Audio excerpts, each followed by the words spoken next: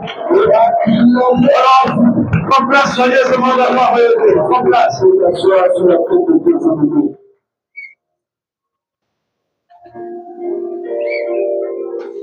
Alléluia. Alors, je vous prie de m'excuser. Alléluia. Je vous ai gardé debout pendant 10 minutes à 15 minutes. Eh bien, maintenant, nous allons décoller. Dis à ton frère, nous allons décoller. Nous allons décoller. Alors, regarde ton voisin de gauche. Dis, voisin. I love you. Regarde l'autre à droite. Attrape ton voisin et voisine. I love you. Regarde le voisin de derrière et les non, tout le monde ne va pas quand même. Alléluia. Il faut aussi parler un peu l'anglais. Alléluia. Tous les jours, on parle trop le ticket, le papa. Là, maintenant, il faut qu'on parle l'anglais. Alléluia. Dis voisin, I love you. Regarde le voisin qui était sur le bus, dit I love you. Ok, merci, mesdames et messieurs. Nous allons rentrer dans notre message. Je parle sur la thématique Mon ciel est ouvert. Dis avec moi, mon ciel est ouvert. Mon ciel est ouvert. Ou encore, si tu veux, mon ciel doit s'ouvrir. Mon ciel doit s'ouvrir. Alléluia. Alors, je vais dire quelque chose maintenant.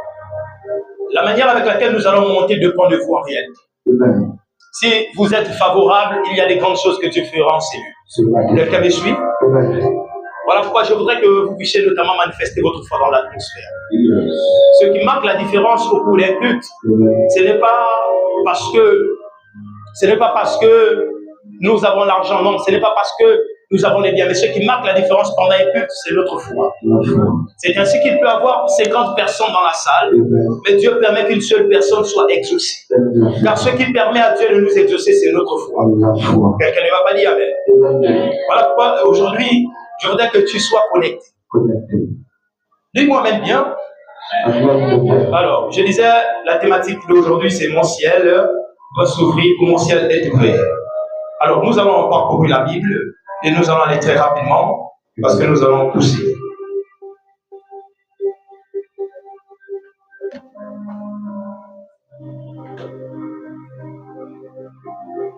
Si tu peux me jouer et le côté.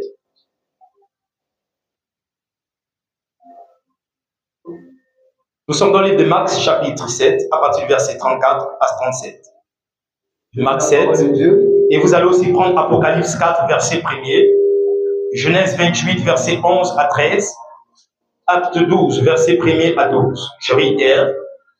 Marc 7, à partir du verset 34 à 37, Apocalypse 4, verset 1er, Genèse 28, verset 11 à 13, Acte 12, verset 1er à 12. Nous allons lire le premier verset et le peuple de Dieu prend ta place. Allons-y, merci. Marc chapitre 7. Marc chapitre 7.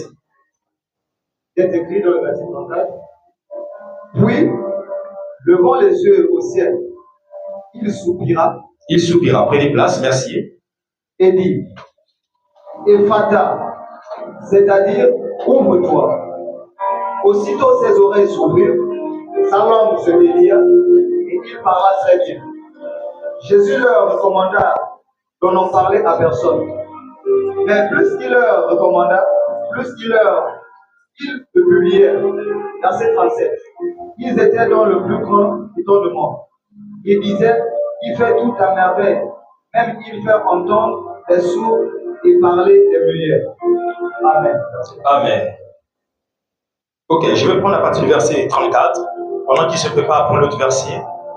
Verset 33, il dit, ils le prirent à part, loin de la foule, lui mirent les doigts dans les oreilles et lui toucha sa langue avec sa propre salive. Verset 34, il est écrit, puis, levant les yeux au ciel, il leva les yeux où? Il leva les yeux où? Voilà, restez avec moi s'il vous plaît. Il soupira et il dit, Ephrata, c'est-à-dire, ouvre-toi. Verset 37, il est écrit, aussitôt, ses oreilles s'ouvrirent, sa langue se délia et il parla très bien. On peut aller dans Apocalypse, chapitre 4. Apocalypse, chapitre 4, à partir du premier verset, il est écrit. Après cela, je regardais et voici une porte était ouverte dans le ciel. La première voix que j'avais entendue, comme le son d'une trompette, qui me parlait dit, monte ici et je te ferai voir ce qui doit arriver dans la suite. Dans la suite, ok. Ici, on dit une porte était ouverte où? Une porte était ouverte où? Dans le ciel, d'accord?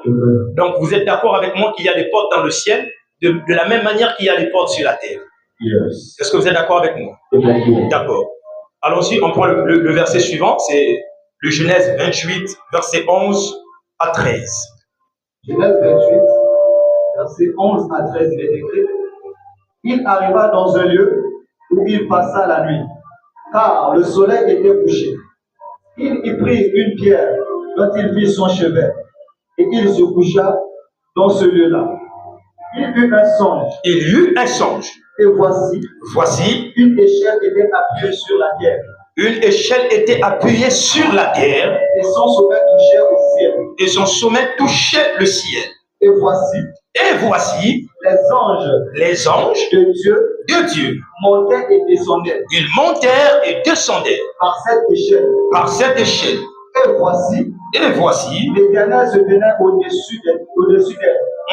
Et il dit, je suis l'Éternel, le Dieu d'Abraham, ton père, et le Dieu d'Isaac. La terre sur laquelle tu es couché, je la donnerai à toi et à ta postérité. D'accord, merci. Acte chapitre 12, verset 11 à 12.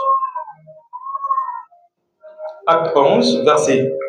Acte 12, voilà, verset 1er à 11. 1er à 12, verset 1er, il est écrit.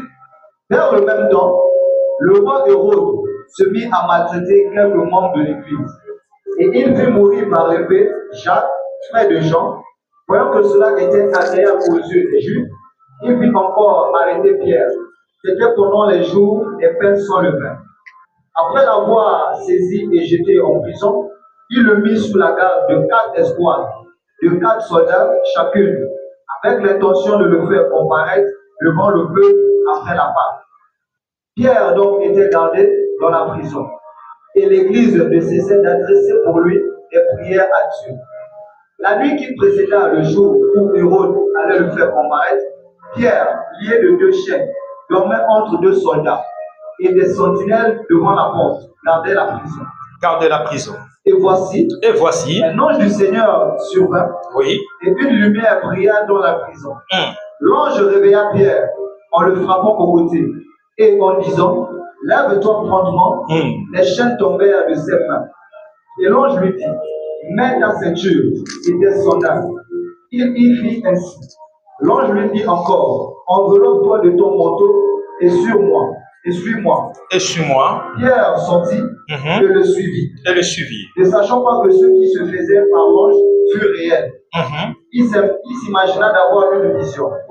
Lorsqu'il eut passé la première garde, puis la seconde, ils arrivèrent à la porte de fer qui menait à la ville et qui s'ouvrit d'elle-même devant eux. Ils sortirent et s'avancèrent dans une rue. Aussitôt, l'ange dit à Pierre, revenu à lui-même, Pierre dit, je vois maintenant d'une manière certaine que le Seigneur a envoyé son ange et qu'il m'a délivré de la main d'Hérode et de tout ce que le peuple juif attendait. Verset 12. C'est bon maintenant. Alléluia. Nous disons Amen 3 fois. Amen. Amen. Amen. D'accord. Est-ce qu'on peut acclamer le Seigneur pour l'homme de Dieu, le serviteur de Jésus qui est arrivé? D'accord. Merci, mesdames et messieurs. Nous commençons maintenant. Alors, sois concentré parce que nous allons aller très rapidement. On peut y aller? Are you ready? Ok, allons-y.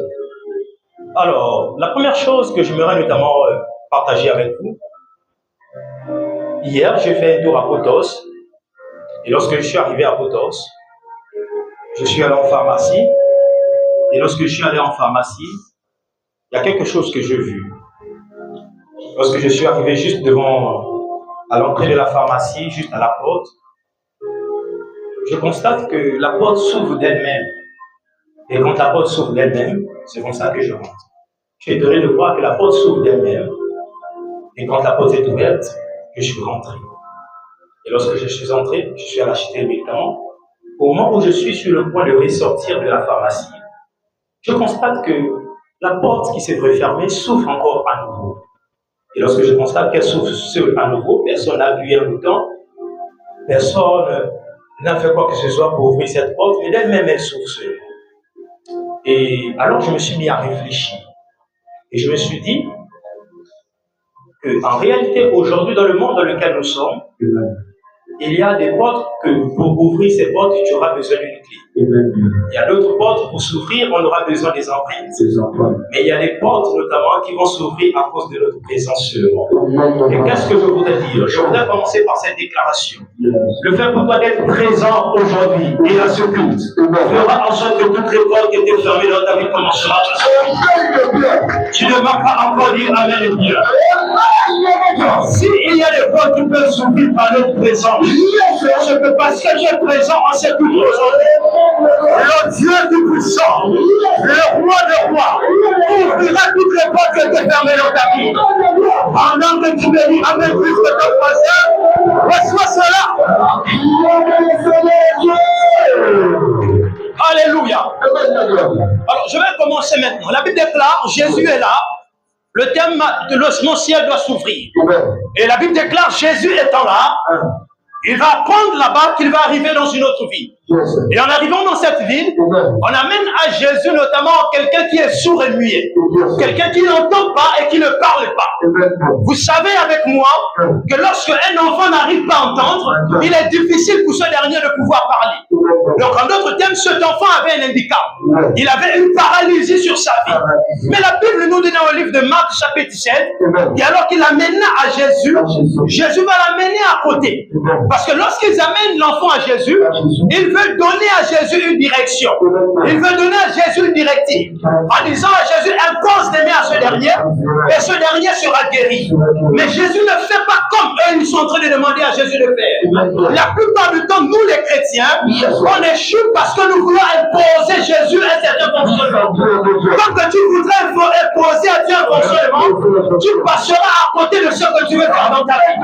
L'une des choses, quand tu veux que Dieu puisse te bénir, c'est de demander à Dieu de te bénir, sans pourtant te demander le moyen par lequel il va te bénir. Si toi tu imposes le moyen par lequel Dieu va te bénir, tu pourras passer à côté de ta bénédiction. Voilà pourquoi lorsqu'ils arrivent auprès de Jésus, ils disent à Jésus, impose les mains à ce dernier, afin que ce dernier puisse être guéri, afin que ce dernier puisse recouvrir la vue, et puisse notamment parler à nouveau, qu'il puisse entendre à nouveau. Mais le problème c'est que les voix de Dieu ne sont pas les voix des hommes. Le problème c'est que ce que les hommes pensent n'est pas parfois ce que Dieu pense en réalité. Est-ce que quelqu'un m'a dit Amen? Y a-t-il quelqu'un ici qui est né comme le mois de mars? Si je vois le 9. C'est qui est né le 9 mars? C'est qui? Comme le 9 mars. Ou il y a quelqu'un dans cette salle qui a un enfant qui est né le 9 mars? Parce que pendant que je suis en train de parler, c'est en train d'insister là. Ok. La fille de ta grande sœur, elle est où présentement? D'accord, j'arrive tout à l'heure, je termine mon message d'abord. Acclamons le Seigneur. Ephrata en hébreu veut dire ouvre-toi. Ephrata en hébreu veut dire seulement le ciel doit s'ouvrir. Dis-moi le ciel doit s'ouvrir. Dis mon ciel doit s'ouvrir. Mon ciel doit s'ouvrir. Le ciel de ma famille doit s'ouvrir. Écoutez-moi. Lorsqu'ils amènent l'enfant auprès de Jésus, Jésus étant là, Jésus ne comprend pas pourquoi ce dernier est malade ainsi. Pourquoi cette personne est en train de souffrir depuis longtemps. Il y a des personnes qui sont là sur la vie, qui marchent dans ce monde, mais qui en certaines situations ne connaissent pas l'origine des situations qu'ils ont eues. Donc tu ne connaîtras pas l'origine de tes problèmes, il sera difficile pour toi de pouvoir les résoudre. Laisse-moi te dire quelque chose. Le fait de connaître la cause de tes problèmes fera en sorte que tu pourras les résoudre facilement. C'est ainsi que quand tu as les maux de tête, tu sais que le médicament qu'il faut prendre, c'est le ferradin. Parce que le ferradin vient résoudre le problème que tu avais. Donne-moi la main et je te parle. Alléluia. Et quand ce dernier vient auprès de Jésus, ils amènent l'enfant et ils disent à Jésus, impose les mains à l'enfant. Mais Jésus comprend que le besoin ou le problème n'est pas de l'imposer les mains. Le problème se trouve à un autre endroit. Quelqu'un me prend sa Bible dans le livre de Marc, chapitre 7. Vous allez comprendre avec nous. Marc, chapitre 7. Lisons le verset 34. Je vais vous amener à comprendre quelque chose. Qu'est-ce qu'il dit? Allons-y, évangéliste. Marc chapitre 7. Oui, verset 34. Verset 34. Oui, levant les yeux au ciel. Levant les yeux au ciel. Il soupira. Il soupira. Et dit. Ephrata. C'est-à-dire, ouvre-toi. Maintenant, écoutez. Pourquoi Jésus, avant de prier, lève les yeux au ciel? Parce qu'en réalité, le problème de celui qui était muet et sourd ne provenait pas de la terre, mais provenait du ciel. Tu ne m'as pas dit Amen bien. Je vais vous prouver cela. Regardez. Quand Jésus arrive, il dit ouvre-toi. Pour ceux qui sont allés à la maternelle, savent qu'en réalité, ce paralytique avait deux problèmes. Il avait un problème d'audition et il avait un problème au niveau de son langage. Donc en réalité, il avait du mal à parler. Quelqu'un avec moi? Et en réalité, ce dernier avait deux problèmes. Il y avait avec moi deux problèmes. Donc en d'autres termes, parce qu'il avait deux problèmes, ce dernier, quand Jésus s'approche de lui, Jésus devait dire ouvrez-vous. D'accord? Vous êtes d'accord avec moi? Jésus allait dire quoi? Ouvrez-vous. Parce qu'il s'adresse à l'audition et au langage de la personne. Mais Jésus ne dit pas ouvrez-vous, il dit ouvre-toi. Mais pourquoi c'est après avoir levé les yeux au ciel que Jésus commence à parler à celui qui était sourd et muet?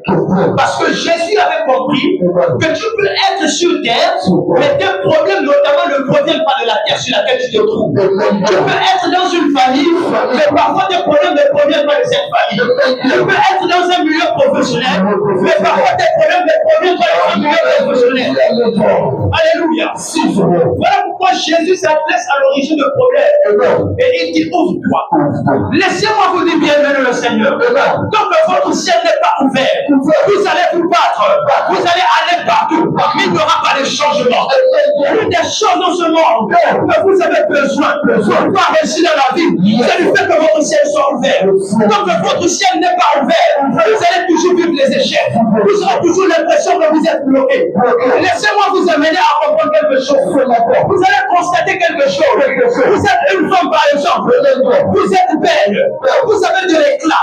Mais vous avez l'impression que malgré votre beauté, malgré votre éclat, personne ne vous regarde. Personne ne vient notamment vers vous. Vous dites que non, il veut vous épouser. Mais même ceux-là qui sont vilains, on les épouse. Vous savez la différence qu'il y a? La différence, ce n'est pas la beauté qui marque la différence. Ce qui marque la différence, c'est le cœur. Quand le ciel est ouvert, même si tu es mort, quand on amène, ne se veut pas. Quand tu es vilain, quand ton ciel est ouvert, tu peux vivre la faveur de Dieu. Même si tu es vilain, quand ton ciel est ouvert, tu peux vivre la gloire de Dieu. Parfois tu échoues dans la vie, c'est parce que ton ciel est fermé. Tous les jours tu pries pour le mariage, tous les jours tu pries pour l'argent, tous les jours tu pries pour les finances, mais tu oublies de prier pour ton ciel. Or, l'une des changements qui pourra transformer ta vie, c'est le fait que ton ciel soit ouvert. Quand ton ciel n'est pas ouvert, ta vie ne peut pas être transformée, ta vie ne peut pas être changée. Tu vas dire, on est en train de me persécuter, on est en train de me combattre, je ne comprends pas ma vie, ma vie tourne en rond, les choses ne marchent pas, parce que ton ciel est encore fermé.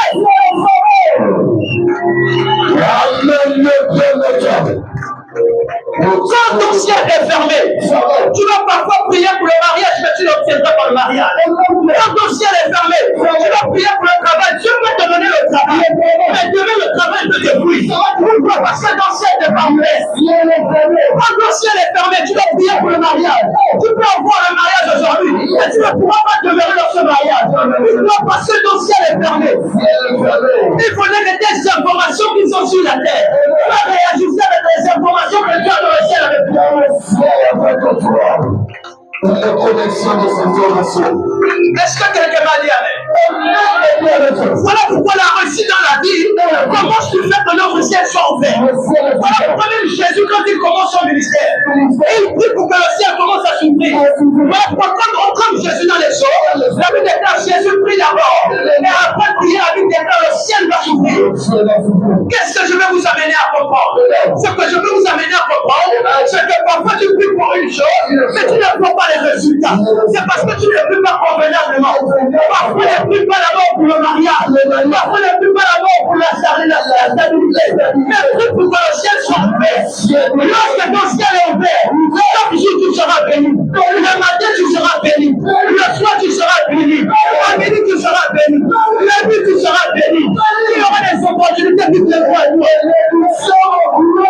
Aujourd'hui tu as l'impression que tu cherches le travail. Tu es posé le ciel à gauche. Il est de droite. On ne t'appelle pas. Parce que ton ciel est encore fermé. Il y a même des gens qui ont eu le travail aujourd'hui. Et demain ils ont perdu le travail. Vous savez pourquoi? Parce que leur ciel n'était pas ouvert. Quand ton ciel n'est pas ouvert, tu peux obtenir des choses sur la terre. Et demain tu peux encore faire ces choses. C'est lorsque ton ciel est ouvert. Lorsque tu rentres dans une bénédiction, lorsque tu rentres dans une gloire, tu demeures dans cette gloire. Parce que ton ciel est ouvert. Dis avec moi, mon ciel doit s'ouvrir. Mon ciel doit s'ouvrir sur mon peuple. Est-ce que je parle à quelqu'un? Avant de commencer, quoi que ce soit dans votre vie, que ce soit dans le mariage, dans vos affaires, dans votre travail, priez pour que le ciel de votre mariage soit ouvert. Quand le ciel est ouvert dans votre mariage, vous allez vivre l'épanouissement. Tous les couples qui se séparent aujourd'hui, ce n'est pas qu'ils n'ont pas rencontré l'homme de leur vie, mais le problème, ils peuvent rencontrer l'homme de leur vie. Mais si leur ciel est fermé, ils ne peuvent pas demeurer dans ce mariage. Voilà pourquoi dans la vie, apprenez à prier pour que le ciel soit ouvert sur vous. Apprenez à prier pour que le ciel soit ouvert sur la vie de vos enfants. La réussite dans ce monde est déterminée par le fait que notre ciel est ouvert. La réussite dans ce monde est déterminée par le fait que notre ciel soit ouvert. Vous voulez être grand, vous voulez être béni, mais la véritable bénédiction, c'est le fait que notre ciel soit ouvert. Voilà pourquoi aujourd'hui, je vais vous amener à ne pas prier pour le mariage, à ne pas prier pour la gloire, mais à prier pour le ciel de votre vie s'ouvre. Jésus a compris que le problème de cet homme, ce n'était pas sur la terre, mais c'était au ciel. C'est ainsi que Jésus dit, ouvre-toi. Et j'étais en train de vous dire, si le problème c'était le fait qu'il soit sous un nuage, Jésus allait dire, ouvrez-vous. Mais Jésus dit, ouvre-toi. Parce que Jésus s'adresse au ciel. Voilà pourquoi Jésus commence par regarder le ciel. Il parle au ciel de la vie de cet homme. Apprends à parler sur le ciel de ta vie. Tu marches tous les jours sur la terre, mais ton ciel est fermé. Voilà pourquoi tu tournes en rond. Voilà pourquoi tu as l'impression que rien n'avance. Tu as l'impression d'aller sur blocage et blocage, l'humiliation et l'humiliation. Mais si ton ciel est fermé, comment veux-tu voir le changement? Tu ne verras pas les changements. Seigneur, il faut nous générer. Parfois, les problèmes que tu endures ne viennent pas des soucis. Parfois, même les problèmes que tu endures ne viennent pas de ta famille. Parfois, les problèmes viennent du fait que ton ciel soit encore fermé. Voilà pourquoi dans la vie, priez. Le diable combat la destinée des enfants de Dieu comme moi. Et il ferme votre ciel. Et vous amène à vivre notamment une vie qui n'est pas la vôtre. Parfois tu marches, tu as l'impression que non, j'ai vu une vie, mais j'ai l'impression que cette vie n'est pas réellement ma vie. J'ai vu comme le contraire de ce que Dieu m'a dit. Dieu t'a parlé de ta vie, il t'a dit tu seras ceci. Tu auras cette bénédiction. Mais tu as l'impression qu'aujourd'hui tu vis le contraire de ce que Dieu t'a dit. Qu'est-ce qui se passe? Ce qui se passe, c'est que ton ciel est encore fermé.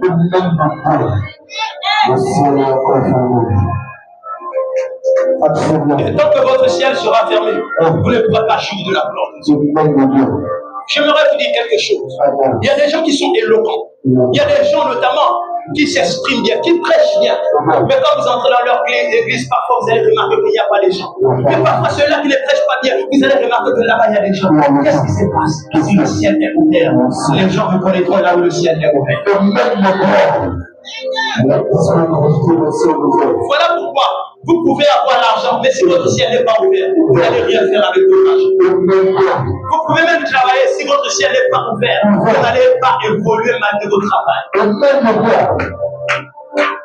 Vous pouvez avoir de l'éclat sur vous, mais si votre ciel n'est pas ouvert, vous n'allez pas avoir les opportunités. Parfois, à un moment donné, assois-toi et dis-toi, c'est quoi, je suis fatigué de vivre la situation. Je suis fatigué de vivre de l'oppression. Seigneur, aujourd'hui, je me lève en prière. Que le ciel de mon mariage s'ouvre, que le ciel de mon travail s'ouvre, que le frère de mes enfants s'ouvre, que le ciel de mes entrailles s'ouvre. Que le ciel s'ouvre. Aujourd'hui, je vais amener quelqu'un à se révolter. Vous savez, nous ne pouvons pas être des chrétiens et ne pas remporter des batailles. Nous ne pouvons pas être des chrétiens chrétien et ne pas rencontrer de bataille. Alléluia. Regardez. La Bible déclare il y a deux fils prodigues. Il y a un dans l'Ancienne Alliance et il y a un dans le Nouveau Testament. Le premier dans le Nouveau Testament, c'est celui notamment que vous connaissez l'histoire du fils prodigue. Il vient voir son père, père, je veux partir, donne-moi mes pieds, donne-moi mon argent. Et le père lui donne les pieds, il part. Et quand il part, le ciel de ce dernier était fermé. Et parce que le ciel de ce dernier était fermé, tout ce qu'il avait, il a dilapidé. Il a perdu tout ce qu'il avait, il n'avait même plus d'incentive. Parce que son ciel était fermé. Il a commencé à mentir. Et après, il est revenu chez son père. Le deuxième fils prodigue, c'est celui qu'on appelle Jacob. Dis avec moi Jacob. Jacob quitte son père et il va dans un endroit étranger. Mais la Bible déclare Jacob, quand il quitte son père, Jacob n'avait rien sur lui. Je vais vous prouver cela. Vous savez pourquoi j'ai dit que Jacob n'avait rien sur lui? Lorsque Jacob arrive sur la montagne, la Bible déclare Jacob prend une pierre et il prend sa tête, il pose sur cette pierre. Si Jacob avait même des vêtements de rechange avec lui, il allait poser les vêtements sur cette pierre et dormir sur cette pierre, sur les vêtements. Donc l'une des choses qui prouve qu'en réalité Jacob n'avait rien, c'est que Jacob n'avait même pas quelque chose pour pouvoir être interrogé, pour pouvoir dormir. Est-ce que toi où tu es là, tu peux dormir sur une pierre? Je ne pense pas. Là où tu es là, tu peux dormir sur une pierre? Je ne pense pas parce que tu n'auras pas le sommeil. Mais la Bible déclare Jacob va prendre et va dormir sur la pierre. La différence entre le premier fils prodigue et le deuxième fils prodigue, c'est que l'un le ciel était ouvert, et l'autre le ciel était fermé. Qu'est-ce que je vais vous amener à comprendre? Ce que je vais vous amener à comprendre, c'est que quand Jacob sort, Jacob n'a rien. Mais parce que le ciel de Jacob est ouvert, Jacob revient avec beaucoup de bénédictions. Qu'est-ce que je vais vous amener à comprendre? Lorsque votre ciel est ouvert, vous pouvez aller dans un endroit désertique et permettre que de cet endroit les bénédictions puissent être. Parce que votre ciel est ouvert. Et ainsi que, différemment à l'autre fils prodigue, lui il revient chez son père, il n'a rien. Quand Jacob revient chez son père, Jacob a des bénédictions derrière lui. Jacob a des serviteurs. Jacob a des brebis. Jacob a des enfants. Jacob a des femmes. Pourquoi? Parce que le ciel de Jacob était ouvert. Mais quand Jacob quitte son père, le ciel de Jacob n'était pas encore ouvert. Est-ce que quelqu'un me suit? Et lorsque Jacob arrive sur cette montagne, lorsqu'il est en train de dormir, la Bible déclare, il vit dans une vision comment le ciel était ouvert.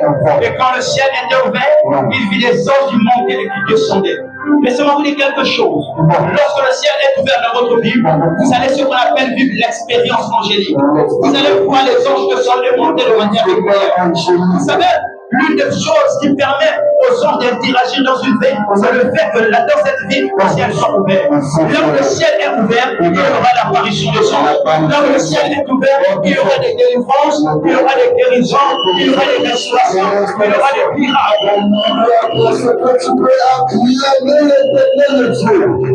La puissance de la disponibilité des serviteurs. Dis-moi Amen. Et même les personnes. Là, il y a même des voisins qui ne disent pas Amen.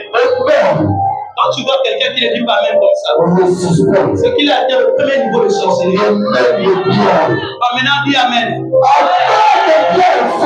Souvent, ton voisin dit Amen. Là, maintenant, celui qui n'a pas dit Amen, il a atteint le troisième niveau de sorcellerie. Et bientôt, il va commencer à se transformer en chauve-souris, il va voler.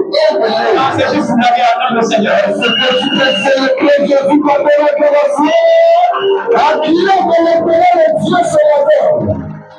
Aujourd'hui, je suis venu vous donner une clé. Et cette clé est l'une des clés qui permettra à ce que votre ciel soit ouvert. La Bible déclare le ciel est ouvert, et quand le ciel est ouvert, il y a le déluge. Dis avec moi le déluge. Il y a le déluge, mais le ciel est ouvert. La Bible déclare l'eau va tomber. Et quand l'eau du ciel va descendre, l'eau du ciel va se mélanger avec les eaux du sol. Et pendant que les eaux vont se mélanger, la Bible déclare l'arche de Noé montera sur les eaux. Et c'est ainsi que l'arche de Noé ira se retrouver sur une montagne, le mont Ararat. C'est sur cette montagne où l'arche de Noé s'était arrêtée. Vous devez comprendre avec moi, si le ciel ne s'était pas ouvert, l'arche de Noé n'allait pas se trouver sur cette montagne. Comme vous dit, notre élévation dépend du type du ciel. Je vais le dire différemment. Notre élévation, notre bénédiction, notre ascension dépend de la manière avec laquelle notre ciel est ouvert. Voilà pourquoi, tant que le ciel n'est pas ouvert, l'arche ne peut pas monter. Ce qui permet à l'arche de monter, c'est les eaux qui quittent le ciel pour la terre. Tant que les eaux quittent le ciel pour la terre, l'arche pourra monter. C'est-à-dire que l'arche pourra se retrouver sur la montagne. En d'autres termes, si l'arche n'est pas, si l'arche notamment n'est pas visitée par les eaux, l'arche ne pourra pas être élevée. Qu'est-ce que je vais vous dire? Que votre élévation dépend du fait que votre ciel soit ouvert. Votre ascension dépend du fait que votre ciel soit ouvert. Est-ce que quelqu'un avec moi? Quand le ciel est ouvert, il y aura la provision. Quand le ciel est ouvert, il y aura la provision. Quand votre ciel est ouvert, vous allez vivre des provisions divines. Là où le ciel est ouvert, vous ne pouvez que vivre et expérimenter des choses nouvelles. Parfois, vous allez être comme ça. Mais vous allez vous poser la question, pourtant je n'ai rien fait. Mais telle personne est venue me bénir. Telle personne est venue me faire du bien. Parfois, ce n'est pas que les gens ne veulent pas te faire du bien.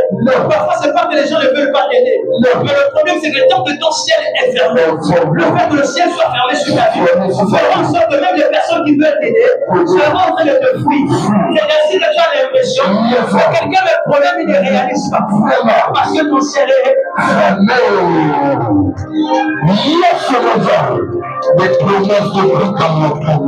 Quelqu'un va te dire, oh, je vais te faire ceci. Ah, pour la fin du mois, je vais te trouver tant.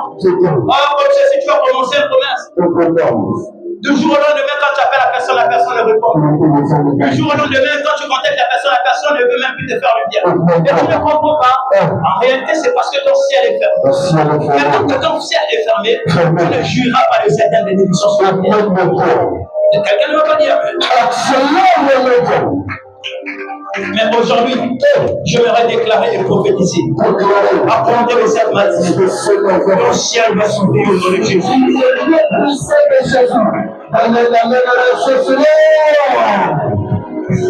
Il y a des entrepreneurs. Quelqu'un va te proposer un marché. Il a bien vu ce que tu as fait. Il connaît tes qualités. Il connaît tes capacités. Il connaît ce que tu es capable de faire. Il te dit non, je vais te donner tel business. Je vais te donner tel marché. Mais du jour au lendemain, tu as l'impression de pouvoir, de voir que la personne qui t'a promis tel marché, il prend le marché comme ça et il en a une autre personne. Mais toi, tu es là depuis longtemps et il ne t'a rien donné. Quelqu'un t'a promis que on va te faire monter, je vais mener ton dossier quelque part, on va te nommer à tel endroit, tu vas travailler à tel endroit, mais depuis lors, rien ne s'est passé. Quand ton ciel est fermé, on va t'oublier. Quand le plus va t'oublier, il faut que ton ciel soit ouvert. Voilà pourquoi Joseph, malgré qu'il était dans la prison, le fait que son ciel est ouvert, là où cela était, même si ça fait 2 ans, 3 ans, on va oublier. Pourquoi? Parce que le ciel de Joseph était ouvert. Quand ton ciel est ouvert, tu peux te sortir de la prison. Quand ton ciel est ouvert, tu peux te sortir de contrat. Quand ton ciel est ouvert, tu peux te sortir de la malédiction. La puissance est ouverte. Tout est possible. Alléluia. Amen. Voilà pourquoi apprenez à vivre sous un ciel ouvert. Il y a un homme un jour qui m'a dit, papa, aujourd'hui j'ai été béni. Mais je vais marcher aujourd'hui dans la rue. Et quand je vais marcher dans la rue, la première personne que je vais rencontrer, je vais bénir cette personne. Cette personne avait eu une entrée de 2,5 millions. Et il m'a dit non, la première personne que je vais rencontrer dans la rue, je vais bénir cette personne. J'ai dit ok, vas-y, que le Seigneur te bénisse, le Seigneur t'accompagne. Et lorsqu'il sort, il voit une dame qui est en train d'attendre le taxi. Et la dame l'arrête, et il s'arrête. Et non, la dame arrête le taxi. Et il dit à la dame, non, madame, montez, je vais vous déposer. La dame monte dans son véhicule. Quand la dame monte dans son véhicule, il a 2,5 millions. Et Dieu l'a mis à cœur notamment de bénir quelqu'un. Il a roulé, il a vu une dame, il a dit non, je vais bénir cette femme. Elle est montée dans ce véhicule. Vous descendez où? Oh, je descends à tel endroit. Et lorsqu'ils arrivent à l'endroit en question. La dame est en train de parler, il pose la question, madame, est-ce que vous allez bien? Et tout. La dame dit non, moi je vis un peu des situations compliquées, mais bon, on va faire commencer la vie. C'est là où il dit ok, la dame a parlé, il a écouté. Et après il va faire sortir l'enveloppe kaki. Et il va prendre une somme de 200 000. Il va faire sortir la somme de 200 000. Il va dire, madame, vous êtes en train de parler, mais Dieu m'a mis à cœur de vous remettre ces 200 000. Allez-y régler les problèmes que vous savez. Madame, quand madame voit ça, elle crie, oh! Ça c'est quoi comme ça? Elle descend brusquement, ouf! Elle commence à alerter ceux qui les dames qui vendaient le manioc. Venez, on veut me tuer. Les dames sont arrivées, les messieurs sont venus, ils ont bloqué le papa. Il veut me tuer, tout. Il me donne 200 000, pourquoi? Hein? Pourquoi me donne 200 000, on ne se connaît pas? C'est comme ça que le monsieur explique que je reviens de l'église et l'homme de Dieu, j'ai discuté avec lui, Dieu m'a mis à cœur de faire du bien à quelqu'un. Et comme cette dame parlait avec moi, elle m'a expliqué un peu les situations qu'elle avait, l'enfant qui venait de sortir de l'hôpital, et moi j'ai eu à cœur de pouvoir l'aider. Voilà pourquoi j'ai donné cette somme de 200 000. Maintenant, si elle estime que c'est pour les sacrifices, qu'elle remette mon argent, il n'y a pas de problème. C'est pas grave, qu'elle parte. Et c'est comme ça que quand les gens ont écouté la version du monsieur, ils ont vu que le monsieur était sincère, il voulait aider la personne, la dame. Il a dit voilà l'argent que j'ai, c'est là. Mais je voulais l'aider. Elle ne veut pas. C'est pas grave, je récupère. La dame dit mais non, monsieur, je n'ai pas compris ça comme ça. Donnez, je veux prendre. Et l'enfant, il manque ceci. Il a dit, je ne peux plus te donner ça. Le monsieur a pris l'argent, il a démarré son véhicule, il est parti. Vous voyez? Le monsieur voulait l'aider. Mais il y a des gens, quand leur ciel est fermé, même leur mentalité, c'est compliqué.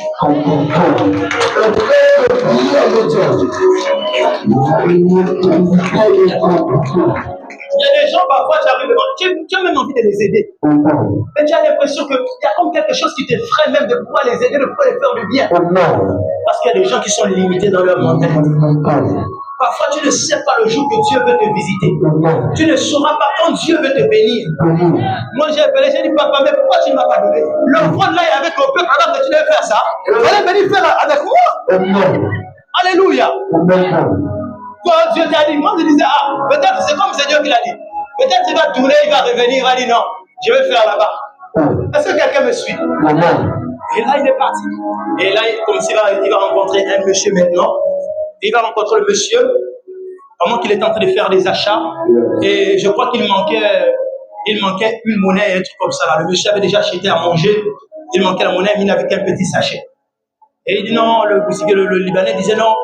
Il manque tant. Et c'est comme ça qu'il disait qu'il manque combien? Oh non, il manque 300, il n'y a pas de jetons. Donc le Libanais ne voulait pas, on va dire quoi. Vous savez, les Libanais, là, la plupart, quand vous allez acheter des effets, ils aiment rester avec votre monnaie. Surtout quand ce sont les jetons là. Et c'est ce que le Libanais voulait faire. Mais lui n'avait pas. Il manquait, je crois, 200 francs ou 250. Et le Libanais aussi a dit non, dans ce cas, va remettre, on prend autre chose. Pour 200 seulement. Et lui, il a écouté, il a dit non, monsieur, ce que vous avez pris là, allez-y rendre ça. Il allait rendre, il a dit bon, donnez-lui 2 cartons de tilapia, donnez 2 cartons de cotis, 2 cartons de ceci, le bidon de posé. Il a fait le marché sans le riz. Le monsieur est sorti du magasin. Il était dépassé. Même les Libanais étaient dépassés. Parce que quand on ciel ouvert, tu ne peux pas envoyer les anges vers toi qui te bénissent. Quand on ciel ouvert, c'est béni. Je n'ai pas envie pour le bénir. Voilà pourquoi ils t'ont prié pour que ton ciel soit ouvert. Celle que tu cherches aujourd'hui, quand tu le mets pour quelqu'un, c'est toi programmé pour te bénir. Amen le bien. Très fort. Et miraculeusement, on a fait le marché peut-être de 3 mois. S'il est seul, il avait marché de 5 mois. Et le monsieur a dit non, je vais démarrer ma voiture, je vais te déposer là où tu descends. Et quand il descend, le monsieur fait encore sortir 50 000, il dit ça, c'est bon.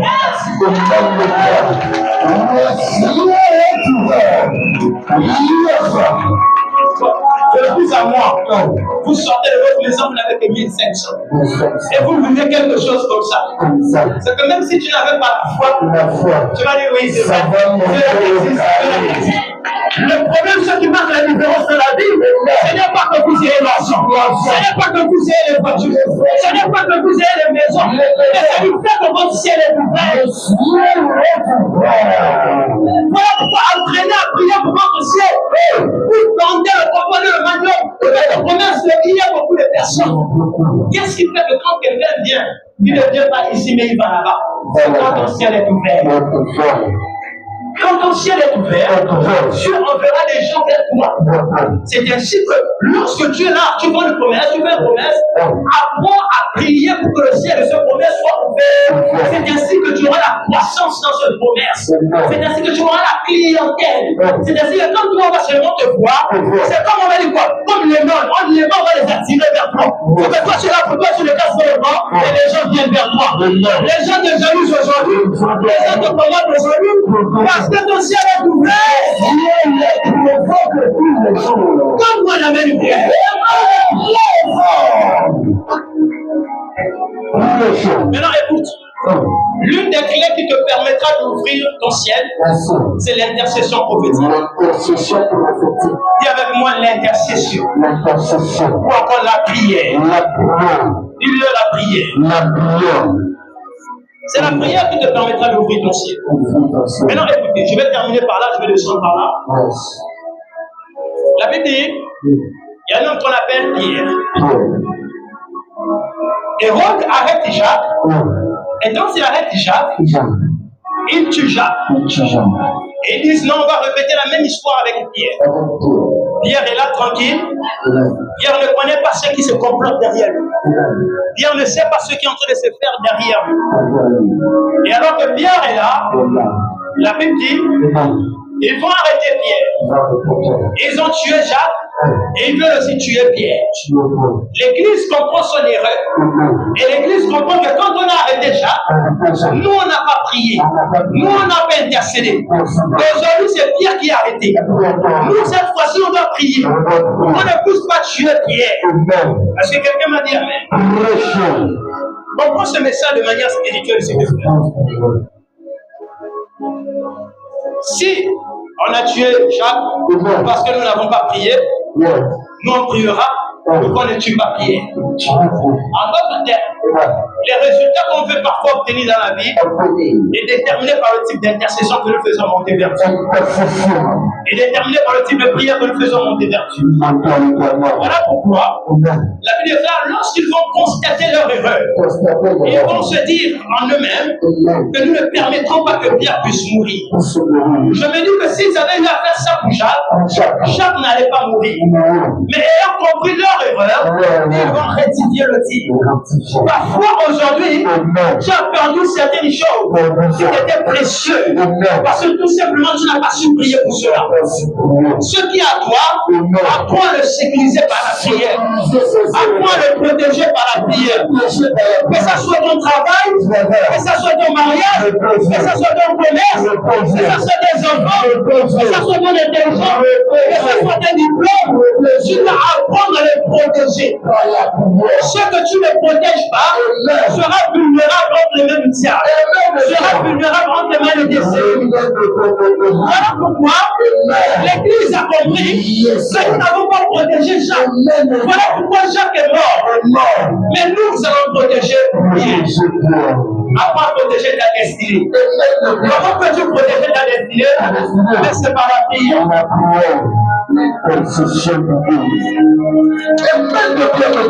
C'est par la prière. Et la Bible déclare, alors que Pierre était en prison, ils ont lié Pierre, les mains et les pieds. Pierre était attaché. Pierre était dans cette prison. Il y avait des gardes dans la prison avec lui.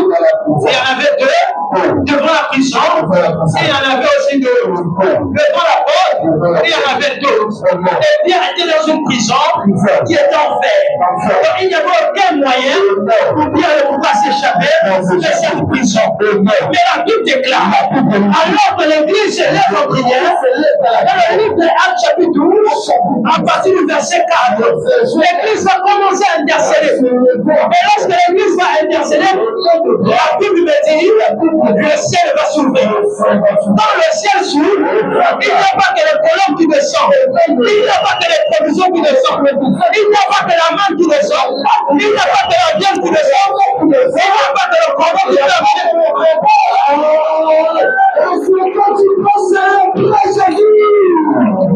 lorsque Élie est dans le corps de guérite, la Bible me dit, Dieu va utiliser le corbeau. Vous connaissez avec moi que le corbeau aime manger la viande. Et ce jour-là, Dieu donne le corbeau la viande pour aller apporter cela à Élie. Comment se fait-il que le corbeau n'a pas mangé la viande qui était entre ses mains? Pourquoi le corbeau n'a viande? C'est que j'aimerais t'amener à comprendre votre ciel est ouvert, ça peut comprendre tes ennemis. Ça peut comprendre le langage de tes ennemis. Ça peut comprendre le langage de tes ennemis. Ça peut même utiliser tes ennemis pour pouvoir te bénir.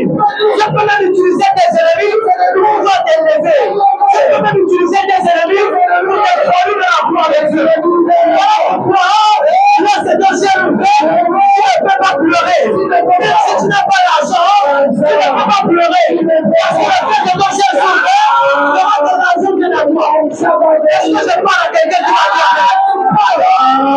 Même si tu n'as pas des enfants aujourd'hui, tu ne peux pas pleurer.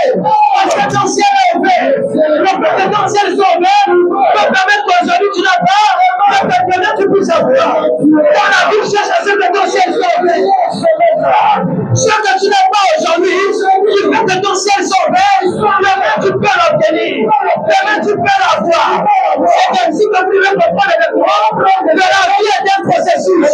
La vie est un processus. Celui qui va réussir dans la vie doit accepter le processus. Il y a un processus pour l'élévation. Il y a un processus pour la gloire. Il y a un processus pour la bénédiction. Quand tu recherches la bénédiction, accepte le processus. Accepte le processus. Avant que Dieu puisse te bénir, donne-moi la main de bien. Donne-moi la main de bien. Dieu va utiliser le corbeau et va dire au corbeau, apporte à manger à mon serviteur. Dieu savait qu'Élie souffrait. Dieu savait qu'Élie n'avait pas l'argent. Dieu savait qu'Élie n'avait pas une maison pour dormir. Il n'avait pas l'argent pour aller dormir dans cet hôtel. Il savait qu'Élie était dans une grotte. Il est possible que tu sois dans une grotte et que ton ciel soit ouvert. Il est possible que tu passes sur les mois difficiles aujourd'hui et que ton ciel soit ouvert. Il est possible qu'aujourd'hui tu vis des blocages et que ton ciel soit ouvert. Laisse-moi te dire quelque chose. La Bible déclare qu'il y a un temps pour toutes choses.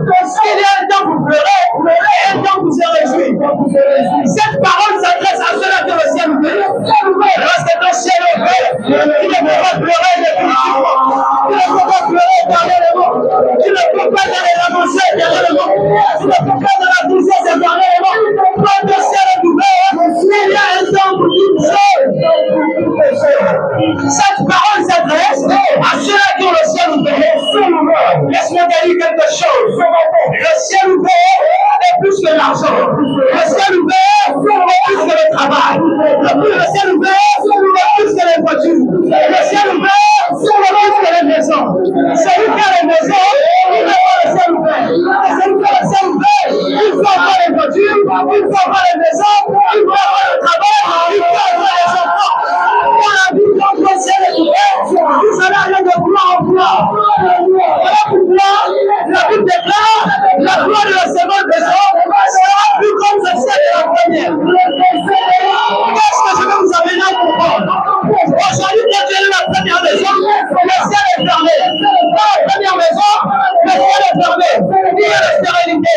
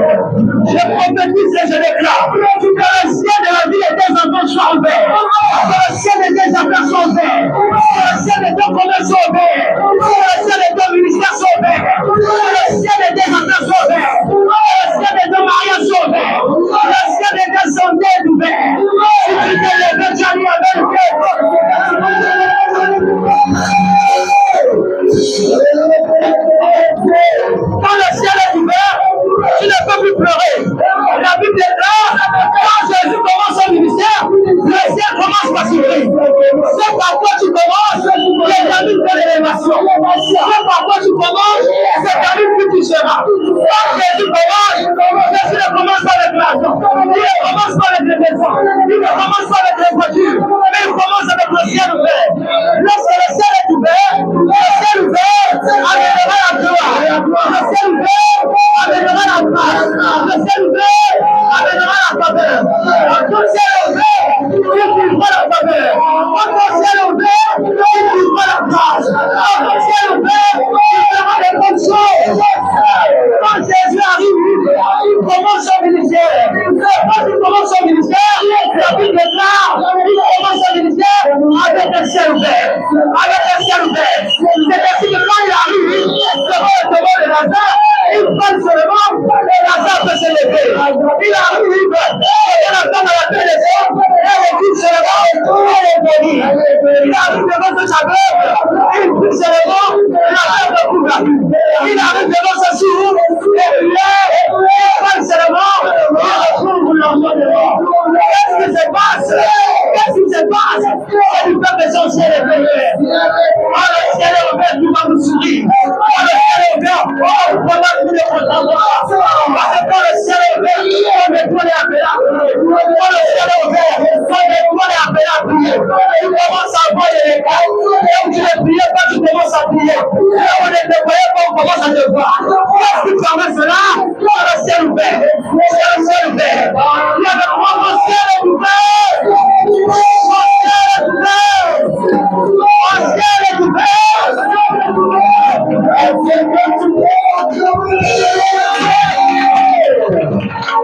L'une des plus grandes clés qui permet au ciel de s'ouvrir, c'est par la prière. Voilà pourquoi l'Église, ils se sont rassemblés, ils ont commencé à intercéder, ils ont commencé à prier. Ils ont dit non, on ne peut pas faire prier. Certainement, Pierre est en prison, mais nous sommes dehors. Et nous allons prier. Écoutez-moi très bien. Écoutez-moi très bien. Lorsque votre ciel est fermé, ne paniquez pas, ne pleurez pas, ne soyez pas tristes, ne commencez à prier. Commencez à prier.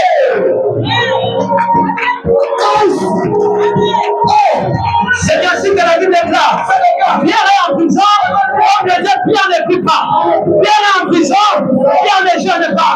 Il y a des personnes, ils constatent que leur ciel est fermé, et eux-mêmes ils ne prient pas. Ils passent par des situations, eux-mêmes ils ne prient pas. Je vais aller voir le pasteur, il va prier pour moi. Je vais aller voir le pasteur, il va jeûner pour moi. Mais tu ne sais pas que toi-même pas ta prière, tu peux ouvrir ton ciel, tu peux ouvrir ton ciel, tu peux ouvrir ton ciel, tu peux ouvrir ton ciel.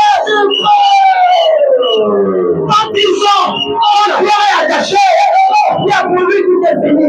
L'erreur des ennemis de Pierre, c'est qu'ils ont lié Pierre les mains, ils ont lié Pierre les pieds, mais ils n'ont pas lié la bouche de Pierre. L'homme la plus dangereuse, un chrétien, c'est la prière. La prière est l'homme la plus dangereuse du chrétien. Les ennemis de Pierre ont lié Pierre les pieds, parce qu'ils se sont dit, Pierre peut fuir de la prison. Ils ont lié Pierre les mains, parce qu'ils se sont dit, Pierre peut détacher, et il peut se fuir. Mais ils ont prié, et la bouche de Pierre. Quand quelqu'un puisse prier, continue à prier. Quand quelqu'un puisse intercéder, continue à intercéder. C'est là où tu verras que quand choses se produisent. C'est là où tu verras que quand choses auront lieu.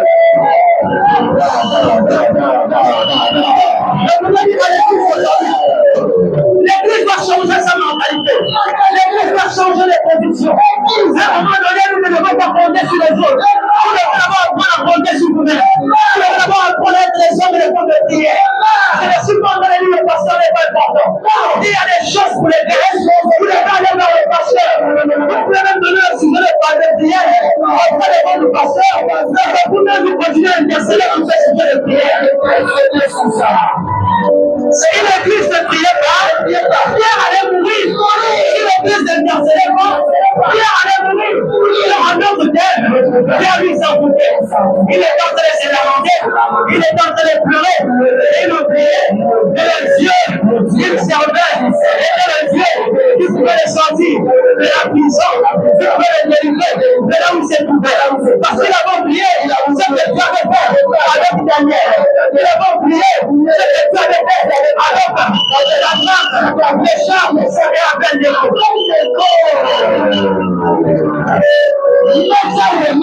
C'est que Dieu a payé une paix encore le temps aujourd'hui. Quand vous êtes un homme de prière, vous devenez un homme bizarre. Perdez tout, mais ne perdez pas votre vie de prière. Perdez tout, mais ne perdez pas votre vie de prière. Parce que par votre vie de prière, la vie de prière va retrouver toutes les choses. Et c'est ainsi que quand Pierre est en prison, la Bible déclare, l'église se rassemble. Il commence à intercéder. Seigneur, nous avons perdu Jacques, mais nous ne perdrons pas Jacques. Nous ne perdrons pas Pierre. À un moment donné, il va te dire, Seigneur, j'ai perdu ce mariage, mais ce mariage, je ne perdrai pas. Seigneur, j'ai perdu tel employé, mais celui-ci, je ne perdrai pas. J'ai perdu tel travail, mais ce travail-là, je ne perdrai pas. J'ai perdu tel commerce, mais ce commerce-là, je ne perdrai pas. Et à un moment donné, vous devez vous lever. Et dire, moi, c'est toi, j'aurais vu ça. Moi, c'est toi, j'aurais vu ça. Après le fait que vous imposez un ciel carré. Quand vous regardez, vous dites, non, c'est toi, j'aurais vu cela. Qu'est-ce que le diable t'a imposé aujourd'hui? Qu'est-ce que le diable a imposé à ta famille aujourd'hui? Toute une vie, tu vas vivre les humiliations. Toute une vie, tu vas vivre la honte. Toute une vie, tu vas vivre le peur. Et à un moment donné, ressaisis-toi. Et dis, non.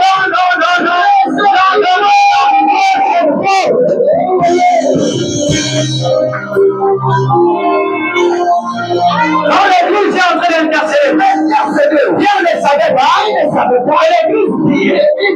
Qu'est-ce que je vais vous dire?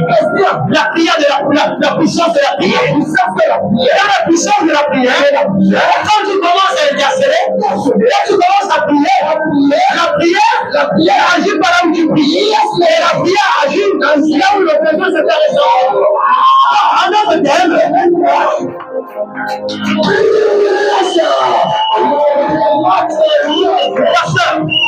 quand on se met à prier, la prière n'agit pas là où nous sommes. Mais la prière va agir là où le problème se trouve. Et ils étaient en train d'intercéder pour Pierre. Et le problème se trouvait là où Pierre était. Voilà pourquoi la prière n'agit pas là où ils étaient en train de prier. C'est la prière est allée agir dans la prison. La prière est allée agir dans la prison. Pourquoi? Parce que le besoin, ce n'était pas dans l'église comme il était. Mais le besoin s'est trouvé dans la prison. Est-ce que je parle à quelqu'un qui m'a dit amen? Quand tu te mets à prier, la prière n'agit pas là où tu te trouves. La prière n'agit là où le besoin. La prière agit là où le problème.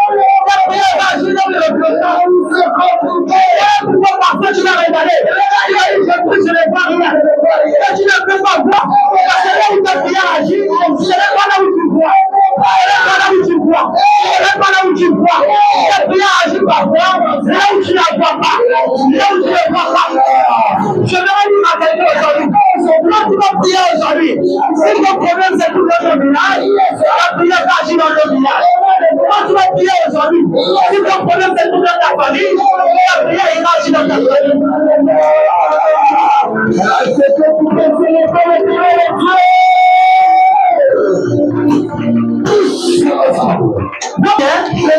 N'agit pas parfois là où nous voyons. Mais notre prière agit parfois là où nous le voyons. Par la prière agit notamment là où le besoin se fait ressentir. La prière agit là où le problème se fait ressentir. Dieu, pour délivrer Pierre, il commence par ouvrir le ciel. Et quand Dieu ouvre le ciel, Dieu envoie un homme. Il y a avec moi un ange. Il y a avec moi un ange. Écoutez, la première remarque que j'aimerais vous faire, toutes les fois où vous priez pour quelque chose, votre prière mobilise des anges autour de ce point. Vous ne m'avez pas dit Amen. Vous priez pour quelque chose, votre prière mobilise les anges autour de ce pourquoi vous priez. Si vous priez certainement pour la délivrance, Dieu va notamment mobiliser les anges autour de votre famille. Laissez-moi vous dire quelque chose.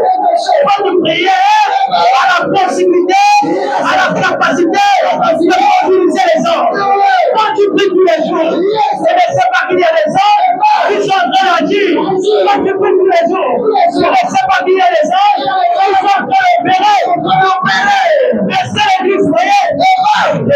voyaient pas.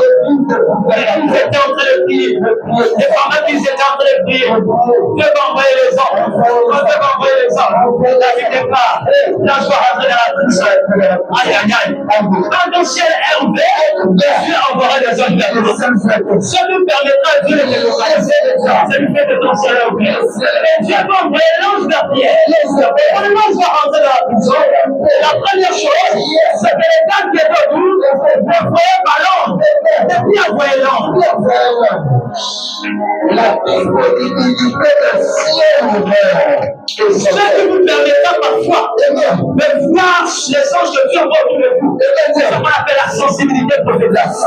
La sensibilité prophétique vous permettra de voir au-delà de ce que vous voyez. C'est ainsi que si c'était quelqu'un de normal, l'ange n'a pas descendu avec les ailes. L'ange n'a pas descendu à la prison avec les ailes. Avec une lumière. Il n'avait pas ça. L'ange était ciel. Il était comme un homme. Donc Pierre ne savait pas que c'était un homme.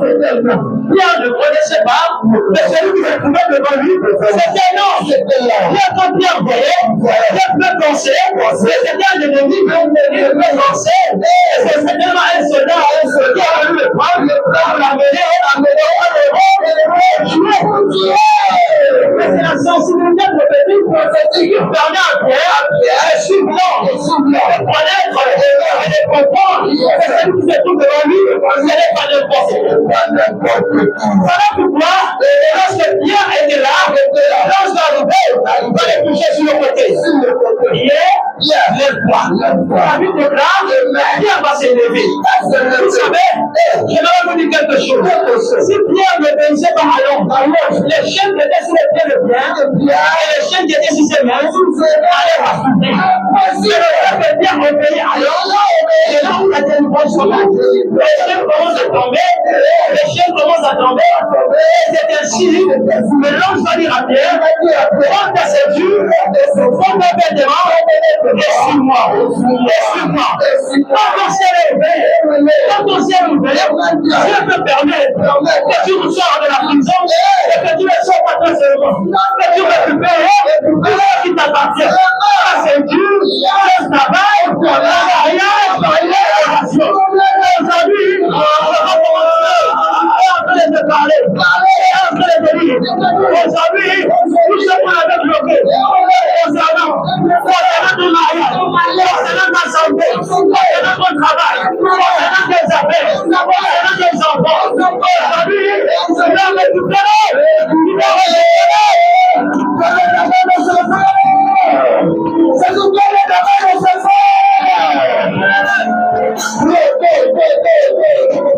en d'autres termes, la délivrance ne se passe pas seulement sur Pierre. Mais la délivrance se passe sur tous ceux qui avaient été bloqués concernant Pierre.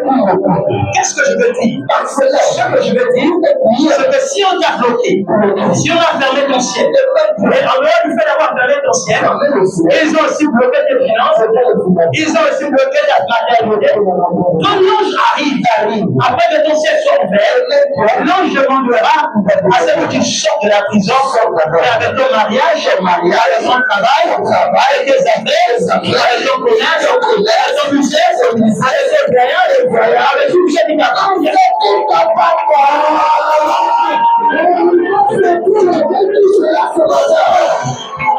Quand Dieu accorde la délivrance, ou Dieu accorde la délivrance à ta famille, Dieu ne permet pas seulement que toi seul sors. Il permettra que par ta délivrance, tous les membres de ta famille puissent sortir. Il permettra que même si tes enfants étaient bloqués, tes enfants puissent aussi sortir. Maintenant, quand Pierre sort de la prison, la Bible déclare, il y avait ce qu'on appelle 4 espoirs autour de Pierre. Donc 4 fois 4, ça faisait 16. Voilà. Donc ils étaient là. Sans compter les 2 qui se trouvaient devant la porte. Donc ça faisait 18. Donc il y avait 18 personnes autour de Pierre. Et malgré les 18 000 personnes, Dieu permet à Pierre de sortir de la prison. Quel est ce Dieu? C'est ce Dieu qui peut comprendre le langage de tes ennemis. Quel est ce Dieu? C'est ce Dieu qui peut te faire sortir de la prison. Quel est ce Dieu? C'est ce Dieu qui peut te permettre d'être béni dans un environnement hostile. Tu ne vas pas dire Amen. Maintenant, regardez. Quand Pierre sort de la prison, il y a avec moi la prison. Quand Pierre sort de la prison, Pierre, il ne va pas à la synagogue. Pierre, il ne va pas à la rivière. Pierre, il ne va pas dans sa maison. La Bible déclare, Pierre, quand il sort de la prison, il va là où ils étaient en train de prier. Comme pour dire, la première, est-ce que je peux parler ici? Évangile, je peux parler? Écoutez, quand Pierre sort de la prison, Pierre ne va pas à la rivière. Il ne va même pas au restaurant. Il ne va même pas à l'hôtel. Il part dans la maison de cette femme, là où ils étaient en train d'intercéder. Maintenant, écoutez ce que je vous révèle.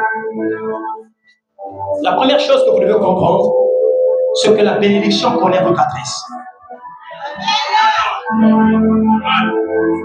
Qu'est-ce que je dis? Qu'est-ce que je dis ici? Qu'est-ce que je viens de dire? D'accord. Maintenant, je m'explique. Quand Pierre sort de la prison, Pierre pouvait dire, je vais au temple, je vais prêcher, et Pierre ne va pas là-bas. Parce qu'à notre thème, notre bénédiction viendra toujours vers là où nous avons prié, vers celui qui a prié. Qu'est-ce que je suis en train de dire? De la même manière que Pierre repart vers là où ils étaient en train de prier. C'est pas pour dire, lorsque tu pries pour ta vie, peu importe là où on a bloqué ta vie, quand Dieu permet que la délivrance se produise, Dieu permet que ceux qui étaient bloqués puissent revenir vers toi. Parce que c'est toi qui es.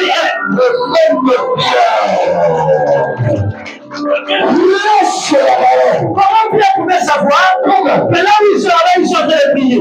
Comment Pierre pouvait savoir que là où ils sont là-bas, ils sont en train d'intercéder? Comment Pierre pouvait savoir que là-bas, ils sont rassemblés? Laissez-moi vous dire quelque chose.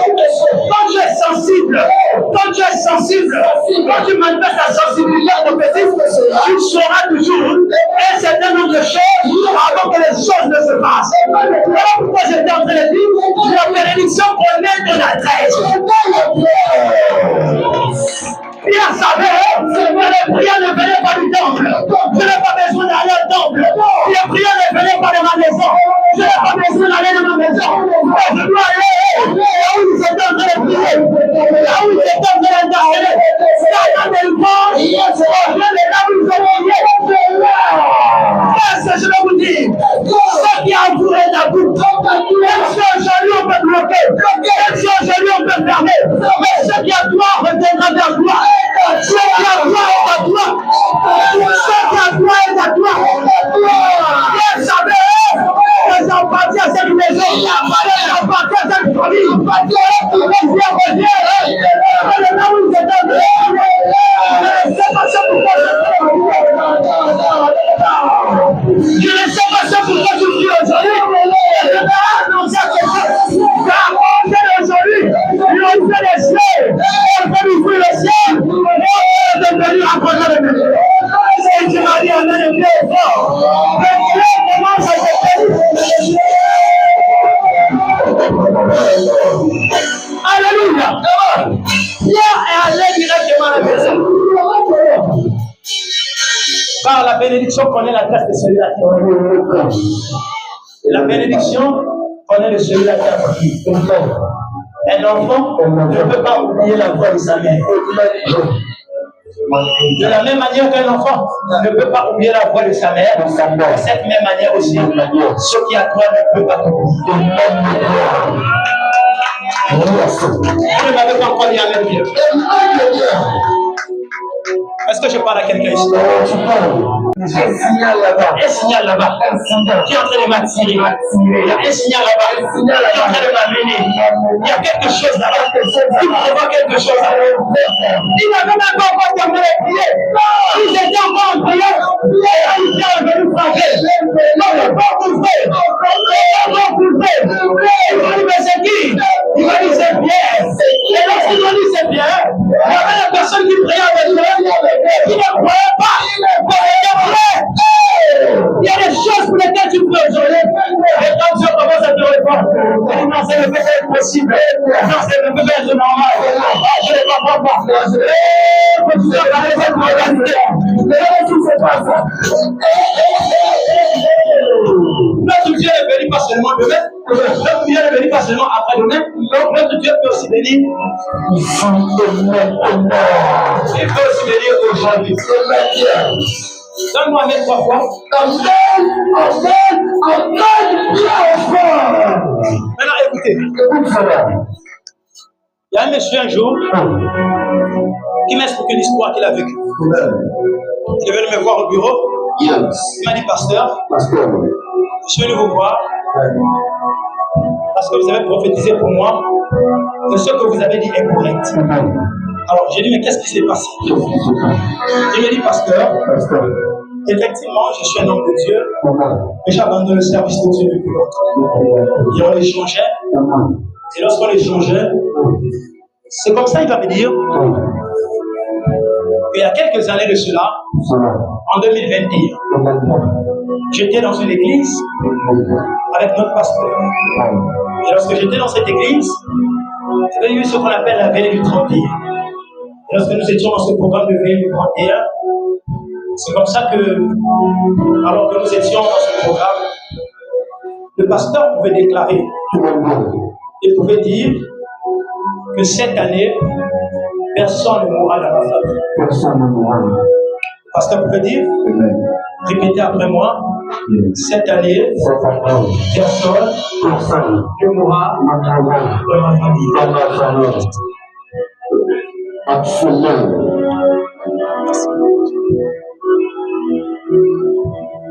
Personne ne mourra cette année dans ma famille. Ça ne fait que commencer. Le changement de nouvelle, fils de sa père, original et non la photocopie. Alléluia. Alors le pasteur disait, cette année, personne ne mourra dans ma famille. Et il disait au peuple, répétez après moi. Et le peuple répétait en disant, cette année, personne ne mourra dans ma famille. Il y avait eu une équipe spéciale de famille, et tout le monde répétait ça. Et après, ils se sont séparés, alors que le pasteur déclarait même, le papa s'est levé, il a pris l'offrande, il a mené 100 000, il a posé dans la corbeille. Et il a dit, je m'attache à cette déclaration de pasteur.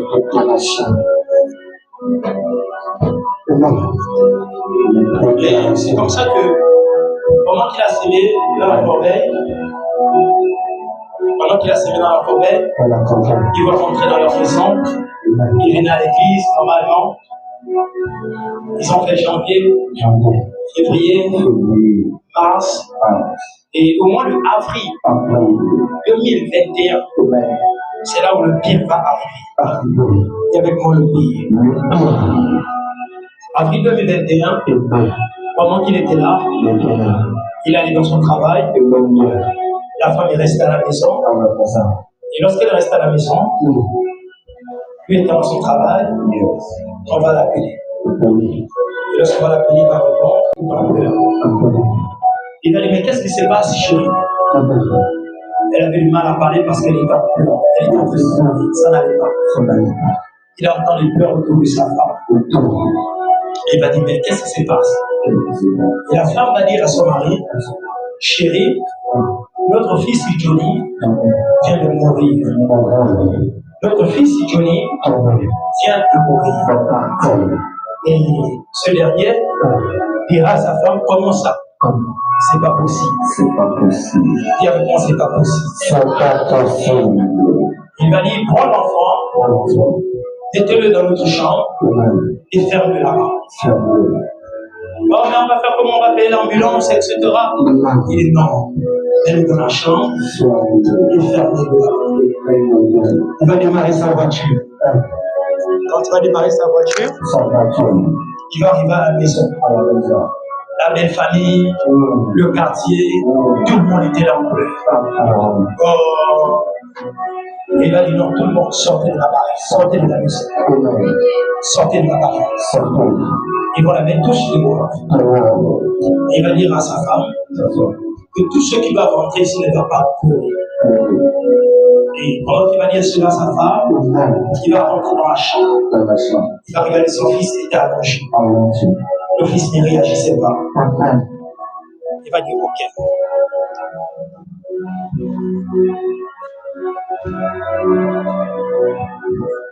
Il va dire ok. L'enfant ne bouge pas. Il prend l'aiguille, il met un enfant, l'enfant ne réagit pas. Il prend l'eau glacée, l'eau chaude, il met un enfant, l'enfant ne réagit pas. Alors qu'est-ce qu'il va se dire? Ce qu'il va se dire, c'est que, étant donné que ce dernier ne réagit pas, je n'ai pas d'autre choix. Il va prendre la clé de sa voiture, il va ouvrir la porte de la chambre, il va sortir, et quand il va sortir, il va refermer la porte. Il va démarrer sa voiture.